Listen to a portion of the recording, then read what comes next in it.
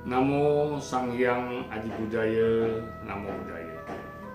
Selamat pagi anak-anak sekalian. Jumpa lagi dalam bimbingan meditasi dan Dharma Desana. Ya, pada puja bakti minggu pagi untuk murid-murid SD. Namun tidak ada salahnya murid-murid SMP juga boleh menyaksikan bimbingan meditasi dan Dharma Desana ini. Walaupun ya SMP sudah dimulai puja bakti tatap mukanya, namanya puja bakti remaja, diadakan pada minggu siang. Kalau SD minggu pagi, yang SMP minggu siang, dimulai jam 10:30. Tapi tidak ada salahnya. Ya, video ini bisa disaksikan oleh semua orang yang mau mengambil manfaat dari bimbingan meditasi dan juga ceramah Dharma yang Romo sampaikan. Ya. Nah, sebelum kita berceramah Dharma, mendengarkan ceramah Dharma atau Dharma Desana dari Romo, ya, marilah kita bersama-sama melatih diri di dalam pelaksanaan meditasi yang merupakan ajaran penting dari ajaran Buddha. Ya, semua kita umat Buddha harus mau berlatih meditasi untuk kepentingan kita sendiri, supaya pikiran kita menjadi jernih, menjadi terang, dan kemudian bisa juga menimbulkan kecerdasan pada pikiran kita. Mari kita mulai latihan meditasinya. Romo akan membunyikan bel seperti biasa, kemudian kita mulai bermeditasi, dan nanti Romo akan menyampaikan bimbingannya. Kalian dengarkan baik-baik dan ikuti dengan baik. Mari kita mulai.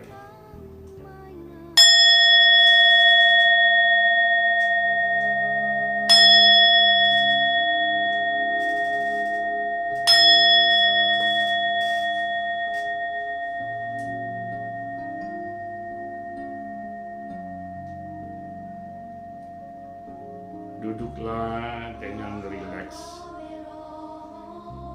tidak tegang, dan duduk bersila dengan punggung tegak. Jangan membungkuk. Perlahan-lahan pejamkan mata dan kemudian letakkan telapak tangan kiri di atas pangkuan. Kemudian telapak tangan kanan di atas telapak tangan kiri. Pertemukan kedua ujung ibu jari secara perlahan-lahan. Kemudian bernafaslah, tarik nafas panjang-panjang melalui hidung. Dan kemudian hembuskan kembali juga melalui hidung. Tarik lagi, hembuskan lagi, tarik lagi, hembuskan lagi, dan kemudian tetap duduk dengan santai, punggung tegak, dan penuh perhatian. Sekarang perhatikanlah irama nafas kita. Nafas masuk, sadari nafas masuk. Nafas keluar, sadari nafas keluar. Nafas masuk, katakan in. Nafas keluar, out. In.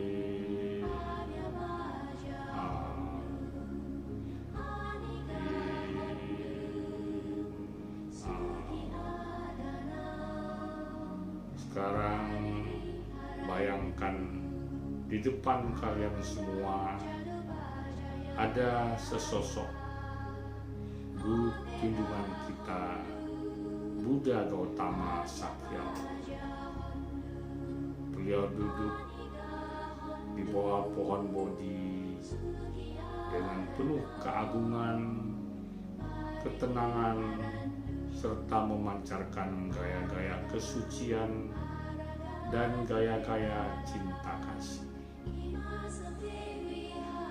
Tatap wajah guru junjungan kita, Buddha Gautama. Buddha tersenyum pada kita, dan kita pun tersenyum pada Buddha. Tarik nafas, hembuskan lagi. Dari tubuh Buddha terpancar cahaya merah yang terang benderang. Itu adalah cahaya cinta kasih, cahaya metta. Cahaya merah yang terpancar dari tubuh Buddha memancar ke dalam diri kita semua, sehingga sinar merah, sinar cinta kasih ini memancar dari dalam diri kita. Tubuh kita pun penuh dengan cinta kasih. Kemudian cinta kasih dan kasih sayang ini kita pancarkan ke segala penjuru. Pertama, kepada kedua orang tua kita, ibu dan ayah kita. Doakan semoga ibu dan ayah kita, papa dan mama kita, papi dan mami kita hidup berbahagia. Kemudian pancarkan pula cahaya merah, cahaya cinta kasih ini kepada Koko, Cece, dan adik-adik kita. Doakan semoga mereka juga berbahagia, terbebas dari penderitaan, terbebas dari penyakit, terbebas dari segala bencana dan mara bahaya. Semoga mereka hidup berbahagia. Kemudian pancarkan pula cahaya merah, cahaya cinta kasih ini kepada para guru kita, para teacher kita di sekolah maupun di wihara, juga kepada teman-teman kita, teman sekolah, teman di wihara, dan semua sahabat dan teman-teman kita. Doakan juga semoga mereka berbahagia. Pancarkan juga cahaya merah, cahaya cinta kasih kepada semua famili-famili kita, Aman dan Bibi, dan seluruh famili-famili serta sanak keluarga kita, pada kakek dan nenek, akong dan ama, kepada semuanya, dan doakan semoga mereka juga berbahagia, terbebas dari penyakit, terbebas dari segala bencana, malapetaka, dan mara bahaya. Semoga mereka hidup tenang, tentram, damai, dan berbahagia. Pancarkan juga gaya-gaya cinta kasih berupa cahaya merah ini pada semua umat manusia, baik yang kita kenal maupun yang tidak kita kenal. Doakan juga semoga mereka bahagia, bebas dari penderitaan, bebas dari penyakit, bebas dari segala malapetaka dan mara bahaya. Pancarkan pula cahaya merah, cahaya cinta kasih kepada makhluk-makhluk lainnya, pada hewan-hewan baik yang berkaki 2, berkaki 4, berkaki banyak, juga kepada hewan-hewan yang berterbangan di udara, burung, kupu-kupu, kumbang, dan lain sebagainya. Pancarkan juga gaya-gaya cinta kasih kepada binatang-binatang yang kecil, semut, kutu, dan lain sebagainya. Doakan semoga mereka berbahagia. Pancarkan pula cahaya cinta kasih ini kepada semua makhluk-makhluk yang hidup di dalam tanah seperti cacing dan lain sebagainya, kepada makhluk-makhluk yang hidup di dalam air seperti ikan, kura-kura, udang, cumi-cumi, dan makhluk-makhluk yang hidup di air lain. Doakan semoga mereka berbahagia. Dan kemudian pancarkan juga gaya-gaya cinta kasih berupa cahaya merah ini kepada semua makhluk di alam semesta, baik yang terlihat maupun yang tidak terlihat, baik yang bersahabat maupun yang tidak bersahabat.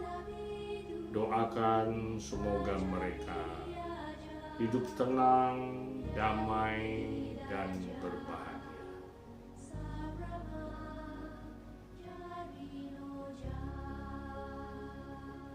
Semoga semua makhluk terbebas dari penderitaan, terbebas dari penyebab penderitaan. Semoga mereka dapat mempertahankan kebahagiaan yang telah diperoleh.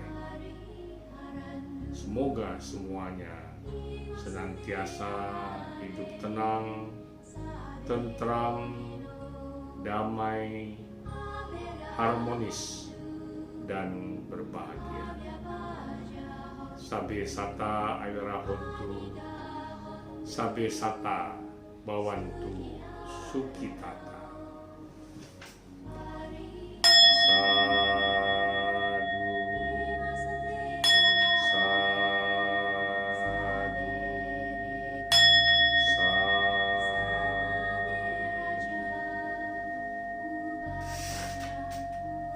Nah, demikian anak sekalian, setelah kita selesai berlatih meditasi ya untuk ketenangan pikiran kita, batin kita ya. Selanjutnya Romo akan menyampaikan Dharma Desana. Nah, Dharma Desana dengarkan baik-baik karena akhir-akhir ini ya Romo mengamati ya dari YouTube Dharma is my way, tempat di mana Romo sering men-share ya, membagikan ceramah-ceramah ini termasuk storytelling, termasuk bimbingan meditasi dan Dharma Desana ini. Sepertinya tidak semua murid-murid sekolah minggu yang menyaksikan tayangan-tayangan ini. Ya, lebih banyak murid-murid Manjusri. Ya, memang ada banyak murid Manjusri juga termasuk murid sekolah minggu. Tetapi murid sekolah minggu yang non sekolah Manjusri, berarti sekolahnya di sekolah lain, itu sering ya tidak mengikuti bimbingan meditasi dan Dharma Desana ini dan juga storytelling. Padahal ini Romo sengaja buat untuk membangun budi pekerti yang baik di dalam diri kalian dan juga membangun karakter yang baik. Ya, karena sekarang semua orang sudah menyadari bahwa kalau kita sekolah, kita menjadi pintar, menjadi cerdas, ya, itu tidak cukup. Ya, seorang anak kelak kemudian hari akan menjadi generasi penerus. Sehingga mereka selain pintar, cerdas, juga harus kreatif. Ya, kemudian juga harus berperilaku baik, berbudi pekerti, berdisiplin, tahu sopan santun, tahu tata krama, bermoral, dan juga kemudian berkarakter. Nah, inilah sebenarnya tujuannya. Ya, kalau kalian mau manfaatkan, nanti kalian akan menjadi generasi penerus yang handal dan sukses dalam kehidupannya. Nah, sekali lagi, jangan pernah malas untuk mendengarkan bimbingan meditasi dan Dharma Desana ini ataupun storytelling yang akan Romo sampaikan. Nah, hari ini Dharma Desananya berjudul Si Cacing dan Kotoran Kesayangannya.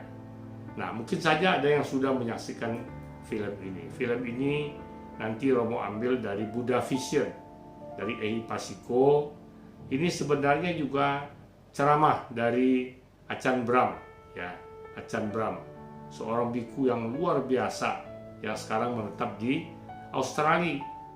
Nah, banyak sekali nasihat-nasihat yang beliau berikan, ya kadang-kadang lucu, ya tetapi bermakna. Nah, begitu juga dengan cerita si cacing dan kotoran kesayangannya ini.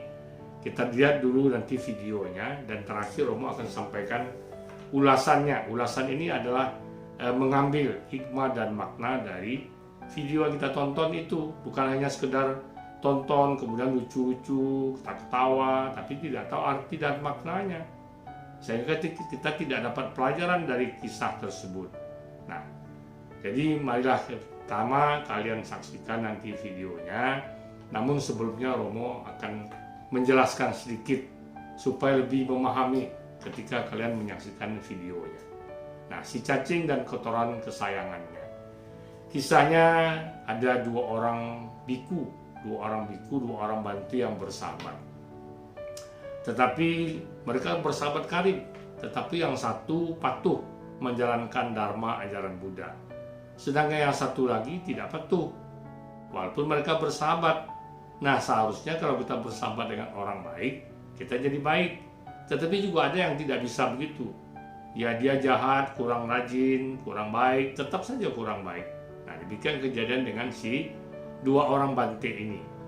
Nah, kemudian kedua bante ini meninggal. Ya, jadi dari dua orang bante ini, yang satu lahir di alam sorga. Dia senang sekali, alam sorga itu alam bahagia. Semuanya tersedia, makanan, minuman, pakaian, semua bagus-bagus. Ya, pokoknya hidupnya senang sekali. Nah, yang biku yang satu lagi tidak tahu kemana lahirnya. Nah, tetapi karena mereka bersahabat, ya, bante yang sudah jadi dewa ini berpikir, kemana ya teman saya dulu, sahabat karib saya, terlahir di mana beliau itu. Nah, beliau lihat, ya, jadi dewa ini lihat, apakah ada di alam dewa? Ternyata tidak ada. Ya, loh, kemana perginya? Kemudian dia lihat lagi dengan mata dewanya. Ternyata biku yang satu lagi temannya ini terlahir sebagai seekor cacing karena akibat perbuatan buruknya, dan lebih mengerikan lagi, hidupnya di dalam kotoran sapi. Wah, tetapi karena mereka itu dulu bersahabat karib, ya, biku yang sudah jadi dewa ini ingin menolong temannya. Dia turun ke bumi dan dia lihat ada seonggok kotoran sapi, ya, kotoran sapi. Dia panggil, ya, temannya, teman-teman, keluarlah, ini sahabat kita dulu berteman, ya, kita sama-sama biku. Kamu sekarang kok lahirnya jadi cacing dalam kotoran. Nah, rupanya si cacing ini tidak ingat. Ya, namanya saja seekor cacing, ini kan dewa, jauh sekali bedanya. Ya, jadi cacing bilang, siapa kamu? Ya, jangan ganggu saya. Ya, saya ini sudah nyaman nih di dalam kotoran sapi ini, kok ganggu-ganggu saya. Ya, saya mau bawa kamu ke sorga, karena di sorga itu lebih bahagia. Semua ada, mau makan apel, mau makan apa-apa, baju bagus, makanan enak-enak, minuman enak-enak. Dia bilang, di sorga? Ada enggak di sorga itu kotoran sapi? Oh ya, enggak ada, kata si dewa. Ada enggak bau begini seperti kotoran sapi ini? Kotoran sapi jelas baunya enggak enak kan? Tetapi dia menikmati. Oh, enggak ada. Oh, kalau enggak ada saya enggak mau. Saya lebih senang di dalam kotoran sapi ini, ya. Jadi karena temannya ini baik yang sudah jadi dewa ini, biarlah tangannya kotor, dia masuk ke dalam kotoran sapi, dia mau tangkap nih si cacing ini dibawa ke surga. Tetapi cacing ini selalu menghindar, sehingga akhirnya si dewa ini kewalahan. Ya sudahlah, kalau kamu tidak mau ya sudah, ya saya mau nolong kamu tapi kamu tidak mau ditolong. Ada orang seperti itu, ada. Ya mereka mau ditolong tetapi tidak mau menerima pertolongan, ya sehingga akhirnya si dewa ini kembali ke alamnya. Nah, nanti kalian bisa saksikan filmnya, dan setelah itu Romo akan sampaikan ulasannya, ya, mengambil hikmah dan makna dari cerita tersebut.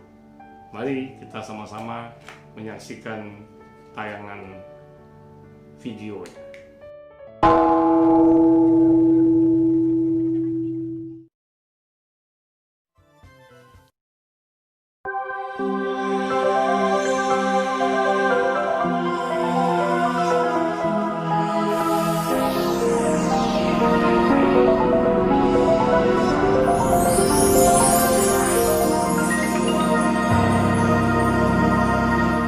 Dua biksu telah berteman akrab sepanjang hidup mereka.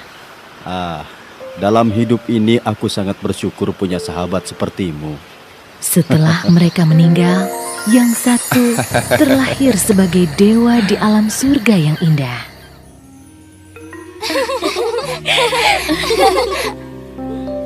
Sang dewa segera merasa kehilangan kawan lamanya dan bertanya-tanya. Apa dia ada di alam surga ini? Sahabatku terlahir di mana ya?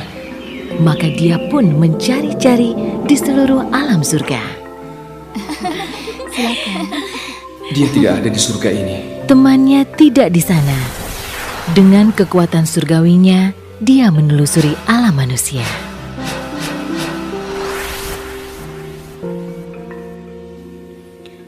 Mungkinkah dia terlahir di alam hewan? Mana mungkin. Tapi tidak ada salahnya mencoba. Masih saja tidak ada tanda-tanda dari teman masa silamnya.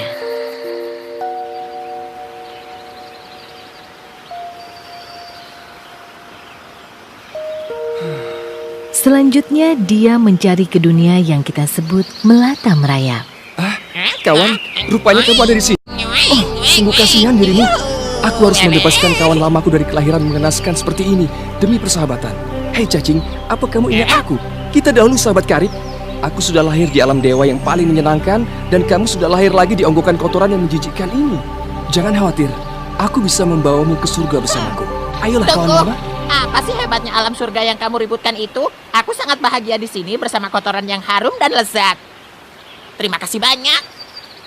Kamu tidak mengerti. Surga itu indah sekali. Kamu bisa ciptakan apapun yang kamu mau, hanya dengan memikirkannya. Makanan,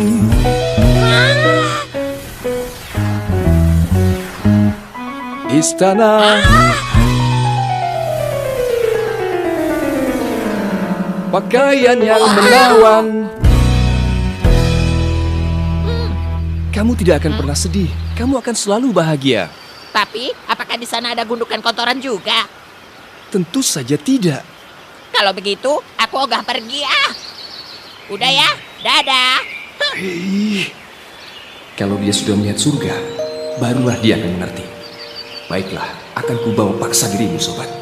Maka dia menutup hidungnya, menjulurkan tangan lembutnya ke dalam onggokan kotoran mengerikan itu, mencari-cari si cacing. Begitu ketemu, dia menariknya. Jangan ganggu aku. Lepaskan aku. Jangan ganggu. Darurat. Tolong aku diculik. Semuanya makin dalam. Lepaskan.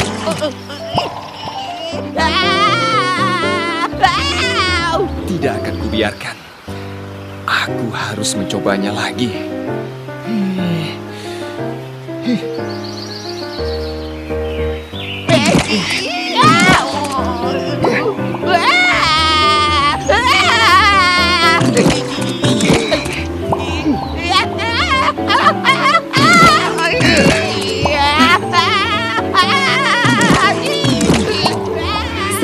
8 kali sang dewa mencoba mengeluarkan si cacing malang itu dari onggokan kotoran menyedihkannya. Apapun usahamu, aku tidak akan meninggalkan kotoran kesayanganku.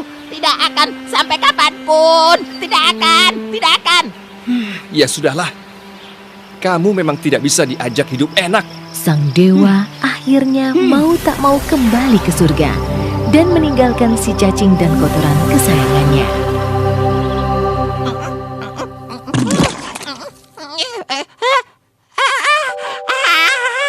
Oh, kotoran kesayanganku, aku tidak akan pergi darimu, sayang. Muah, muah. Mungkin menyebalkan rasanya saat seseorang menasihati kita. Namun, jika kita tidak mendengarkan nasihat yang baik, kita bisa kehilangan kesempatan untuk menjadi orang yang lebih baik. Berikut adalah cara membuat diri kita merasa nyaman saat seseorang memberi kita nasihat. 1. Camkan bahwa ini demi kebaikan kita sendiri. 2. Ingat bahwa mereka mungkin lebih tahu daripada kita. 3. Jangan marah. 4. Dengarkan dengan penuh perhatian. 5. Jika kita setuju, maka kita ikuti nasihat itu dengan tulus. 6. Jika kita tidak setuju atau punya pertanyaan atau gagasan lain, kita bisa berdiskusi. Tatkala kita berusaha menjadi lebih baik, kita mungkin merasa sulit, namun kita harus tetap berusaha. Suatu hari, kita akan takjub saat mengetahui bahwa kita sudah menjadi lebih baik.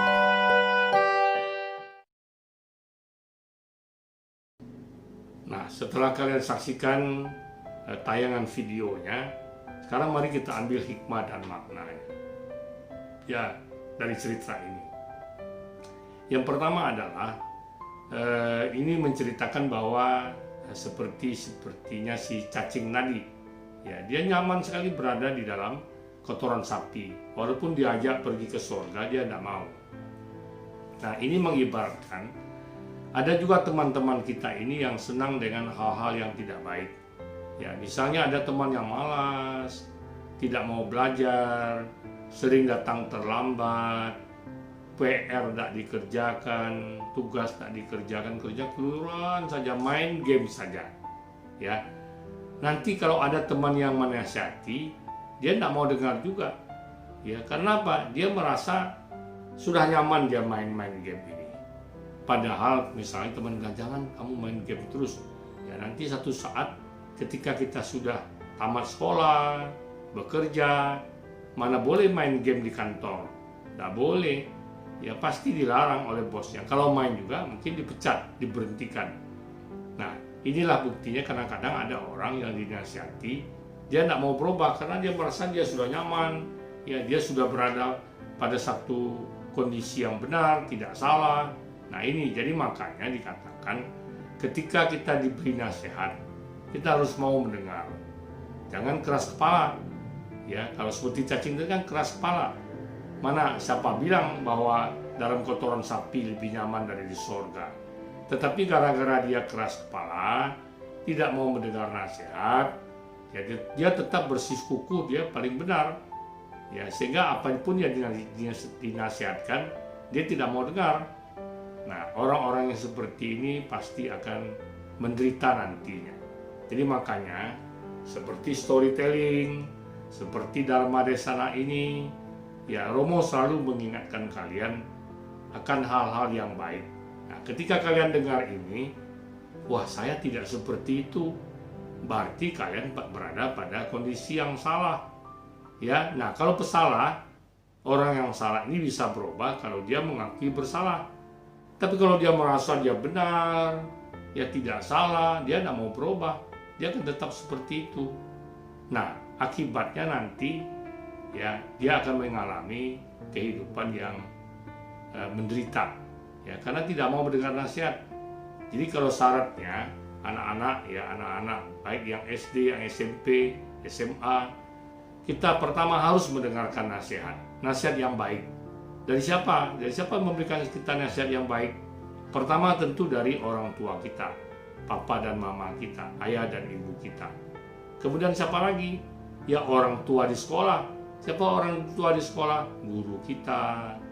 Ya, seperti di sekolah kan ada guru kelas, ada guru bidang studi, ada kepala sekolah. Kalau di Manjusri ada Romo, ya sebagai pembinanya, pembina sekolahnya. Nah, harus mendengarkan nasihat. Kalau kalian mau jadi anak baik, harus mau dengarkan nasihat. Kita mendengar nasihat, wah saya belum seperti itu. Kita harus mau berupaya meninggalkan kesalahan-kesalahan kita dan ikut jalan atau petunjuk yang diberikan oleh orang-orang yang mau mengajarkan kita. Nah, sehingga nanti hidup kita akan menjadi sukses di masa depan, ya, berhasil, ya, tidak hanya sekedar pintar, cerdas, terampil, kreatif, tetapi juga baik, berbudi pekerti, berdisiplin, tahu sopan santun, tahu tata krama, dan bermoral serta berkarakter. Nah, demikian saja anak-anak sekalian, ya, Dharma Desana pada hari ini, dan akhirnya marilah kita akhiri dengan kembali mengundang Bell of Mindfulness, kemudian kita breathing in, breathing out sebanyak 3 kali atau sampai bunyi dengungan bel ini hilang dari pendengaran kita. Mari kita mulai.